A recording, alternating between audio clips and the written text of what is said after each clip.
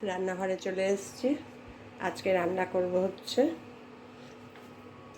এটা হচ্ছে ঝিঙে বেগুন আলু দিয়ে একটা তরকারি।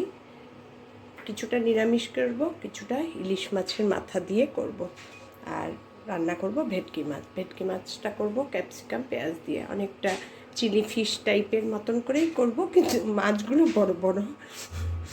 এই আর কি আমার আজকে রান্না, তোমাদের দেখিয়ে দিলাম। এবার রান্না শুরু করছি। এই গ্যাসে তরকারিটা বসাবো, আর এই গ্যাসে ইলিশ মাছের মাথাটা আগে ভেজে নেব। ভেজে নিয়ে তারপরে তরকারি কিছুটা এখানে ট্রান্সফার করে দেবো, তারপরে মাছের ঝোল করবো। তোমাদের দেখিয়ে দিলাম। এবার রান্নাটা শুরু করছি। দুটো গ্যাসে দুটো বসিয়ে দিয়েছি। প্রথমে নিরামিষ তরকারির জন্য আগে বেগুনটা ভেজে নেব। বেগুনটা ভেজে নেওয়ার জন্য আমি তেলের মধ্যে দিয়ে দেবো নুন আর হলুদ। রান্না হলে কী বলো তো, বেগুনটা ভালো ভাজা হয়, আর ভালো ভাজা না হলে তরকারিটা টেস্টও হয় না। আর নিরামিষ তরকারি ওরা খাবে, ওরা মাছের মাথা দিয়ে কিচ্ছু খেতে চায় না। 2 মিনিট আমি বেগুনটা ভেজে নিই।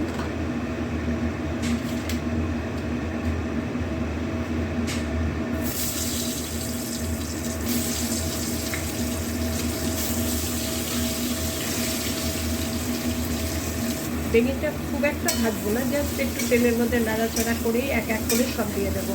আলুও দিয়ে দেবো, ঝিঙেও দিয়ে দেবো। ঝিঙে হতে বেশিক্ষণ সময় লাগে না।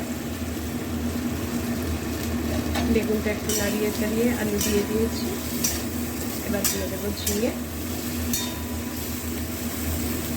আর ওই গ্যাসে মাছের মাথাটা ভাজবো। ঝিঙেটা দিয়ে ঢেকে দেবো, কিছুক্ষণ জলটা ছাড়ুক।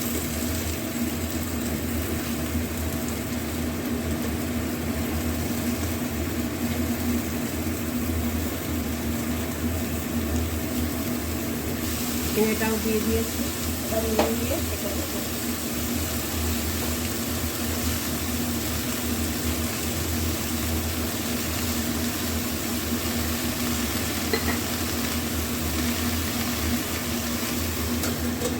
কিছুক্ষণ হোক, এদিকে মাছের মাথাটা ভাজিয়ে দেয়।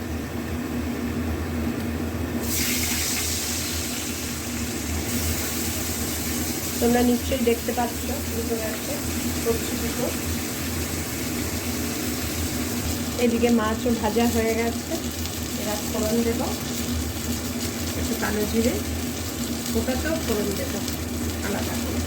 আর দিয়ে দেবো একটু আদা।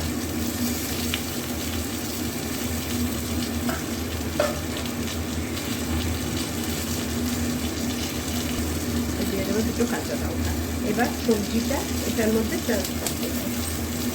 মাছটা ভাজা যেহেতু হয়ে গেছে, আর ওটা আমার নিরামিষ করাই, ওর মধ্যে কিছুতেই মাছের কিছু লাগানোই যাবে না।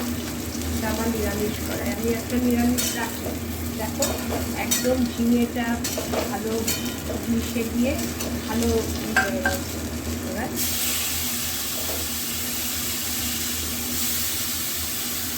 এইভাবে আমি মাছ আর নিরামিষ আলাদা করি। জানি কী বলবো, সবার মনের পাশে রাখতে হয়।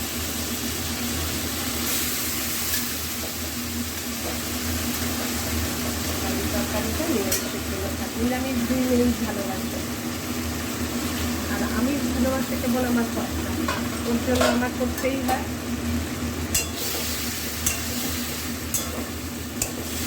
মাছের মাথাগুলো খুব একটা ভাঙবো না, তাহলে কাটা চারদিকে ছড়িয়ে যায়।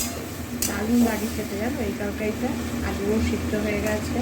বেগুন একটু নাড়িয়ে চাড়িয়ে, খুব একটা ভাজিনি, আবার কাঁচাও দিইনি, এই আর কি। এবার এটা হয়ে গেলে এই গ্যাসেই বসিয়ে দেবো ভেটকি মাছ।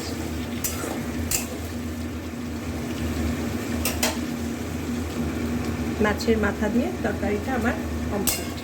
আর আমি বেশি করবো না, গলে পড়া করবো না, তাহলে কী বলো তো একদম গলে যাবে। মোটামুটি একদম রেডি। এটাই ঠান্ডা হয়ে গেলে বসে যাবে। এবার নিরামিষ তরকারিটার মধ্যে ফোড়ন দেব, ফোড়ন দিয়ে এর সঙ্গে মিশিয়ে কমপ্লিট নিরামিষ তরকারি। এটাতেও ফোড়নে দেব কালো জিরে। এই যে পাশের গ্যাসে ফোড়নটা দিচ্ছি।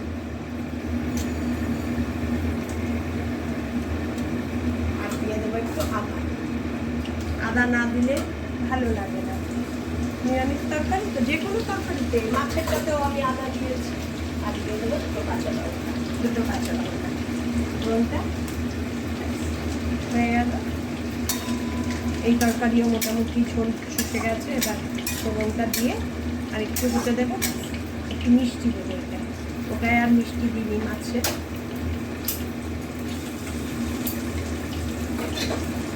ফোড়নটা দিয়ে দেবো।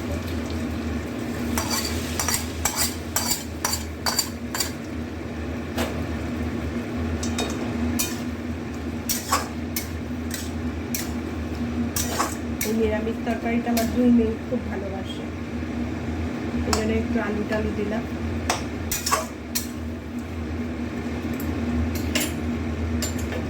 এই কড়াইটা আমার নিরামিষ কড়াই। আমার রান্না কমপ্লিট। ওপরে একটুখানি মিষ্টি দিলাম।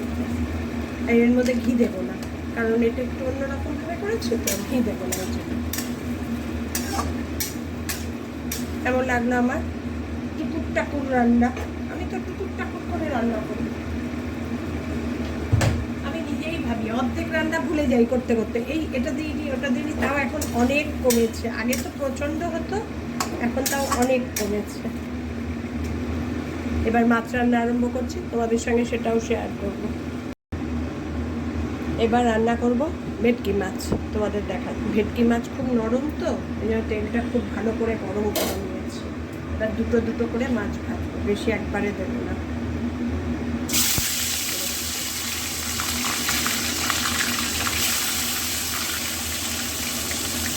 আর ভেটকি মাছটা করবো কি দিয়ে বলো তো? এই যে পেঁয়াজ আর ক্যাপসিকাম কেটে রেখেছি, এই দুটো দিয়ে করবো। অনেকটা চিলি ফিশ টাইপের করে করবো, কিন্তু আসলে চিলি ফিশ না। এই এত বড় বড় মাছ দিয়ে কেউ চিলি ফিশ করে? ওই আমি করি আর কি। মাছগুলো সব দেখো লাল লাল করে ভেজে নিয়েছি। এবার এই দিয়ে করবো চিলি ফিশ, আমার বানাবো চিলি ফিশ। এবার তার জন্য দিয়ে দেব সমস্ত পেঁয়াজ,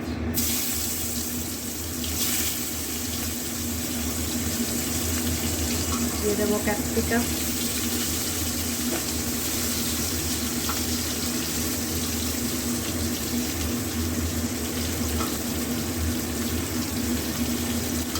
কাঁচা লঙ্কাও দিয়ে দিয়েছি। এগুলো একটু ভালো করে ভাজা ভাজা করে করছি। টমেটো আর দিলাম না, যেহেতু সস দেবো সেই জন্য আর টমেটো দিলাম না।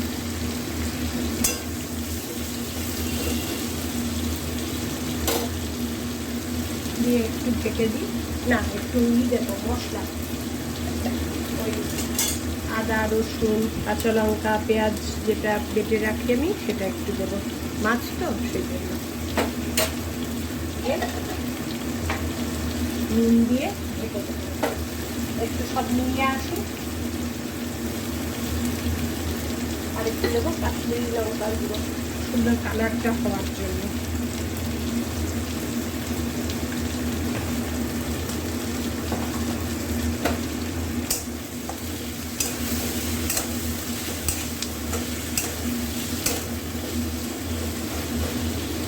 তোমরা কে এইভাবে চিলি ফিশ বানিয়ে খাও বলো তো?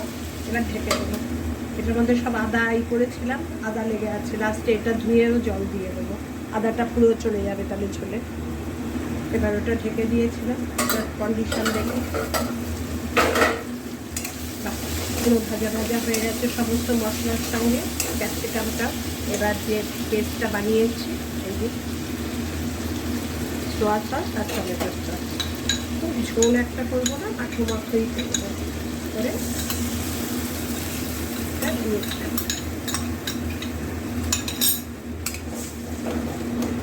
এবার এটা যেই ফুটে উঠবে তখন মাছগুলো দিয়ে ঢেকে দেবো। সস দেওয়ার পর বাটিটা ধুয়েও জল দিয়ে দিয়েছি, কিরকম ফুটে উঠেছে দেখো। আর বেশি ফোটার দরকার নেই। এবার মাছগুলো দিয়ে দেবো, কারণ ভেটকি মাছ নরম হয় তো, নাহলে না খুলে খুলে যাবে, আর গোটা না থাকলে দেখতে খুব বাজে লাগে।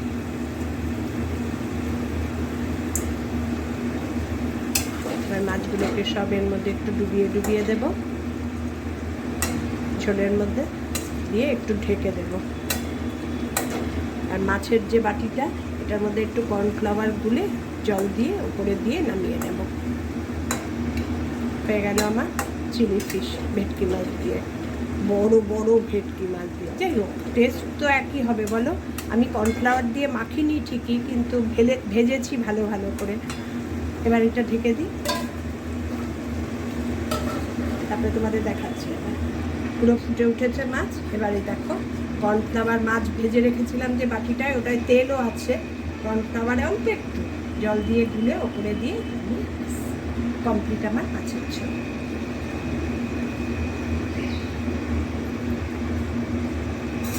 কেমন লাগলো বলো আমার চিলি ফিশ রান্না? খেতে কিন্তু দারুণ হয়। এর আগেও একদিন করেছিলাম, বেশি করা হয় না এটা। তখন মেয়েরা বলেছিল মাম খুব ভালো হয়েছে। আর ছোটো মেয়ে এরম টাইপের রান্নাই খেতে খুব ভালোবাসে। ছোটো মেয়ে কেন, বড়ো মেয়েও ভালোবাসে, কিন্তু বড়ো মেয়ের অত নাক নেই। নিজের সংসার করে তারপরে ডায়েটিং করে ওর আর এখন এইসব নাক অনেক কমে গেছে। তাহলে কমপ্লিট আমার চিলি ফিশ। তোমাদের কেমন লাগলো জানিও। টাটা।